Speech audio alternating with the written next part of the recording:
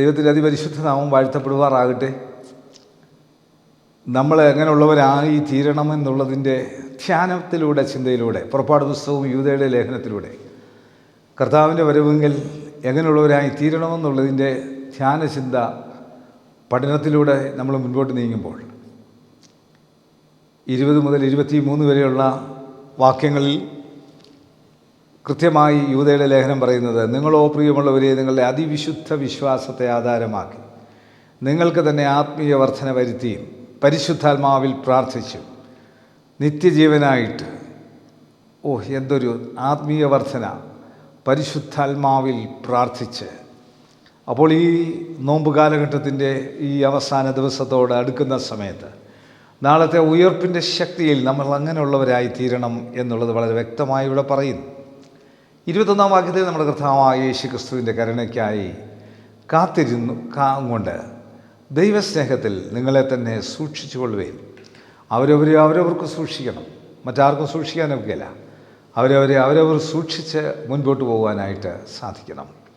22-ാം വാക്യത്തിൽ നിങ്ങൾ ചെയ്യേണ്ടത്, സംശയിക്കുന്നവരായ ചിലരോട് കരുണ ചെയ്യുവീൻ, ചിലരെ തീയിൽ നിന്ന് വലിച്ചെടുത്ത് രക്ഷിപ്പീൻ, ജഡത്താൽ കറ പിടിച്ച് അങ്കി പോലും പകച്ചുകൊണ്ട് ചിലർക്ക് ഭയത്തോടെ കരുണ കാണിപ്പീൻ. നമ്മൾ ചെയ്യേണ്ട വലിയൊരു ശുശ്രൂഷയാണ്.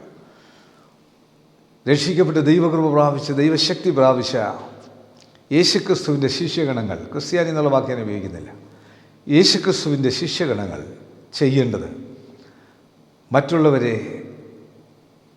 ഭയത്തോടെ കരുണയോടെ രക്ഷിക്കുവാൻ, എല്ലാവരെയും ഒരുപോലെ കാണുവാൻ, ആ ഒരു വലിയ മനോഭാവത്തിലേക്ക് കയറുവാൻ ഈ വചനങ്ങൾ കൊണ്ട് നമ്മൾക്കേവർക്കും സാധിക്കട്ടെ.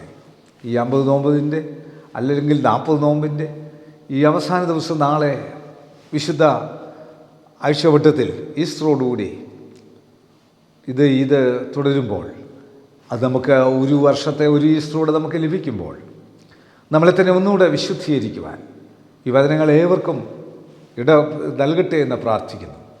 കണ്ണുനടയ്ക്കാൻ പ്രാർത്ഥിക്കാൻ. കർത്താവേ, ഈ വിശുദ്ധ ശനി ഇത് കാണുകയും കേൾക്കുകയും ചെയ്ത എല്ലാവർക്കും ഒരുപോലെ ജീവിതത്തിൻ്റെ രൂപാന്തരത്തിൻ്റെ ശക്തി വ്യാപരിച്ച് പരിശുദ്ധാത്മാവിൽ അനുഗ്രഹം നൽകുവാൻ കർത്താവെ ലോകമെമ്പാടുമുള്ള എല്ലാ രാജ്യങ്ങളിൽ ഒരുപോലെ കൃപ ചെയ്യണമെന്ന് പ്രാർത്ഥിക്കുന്നു.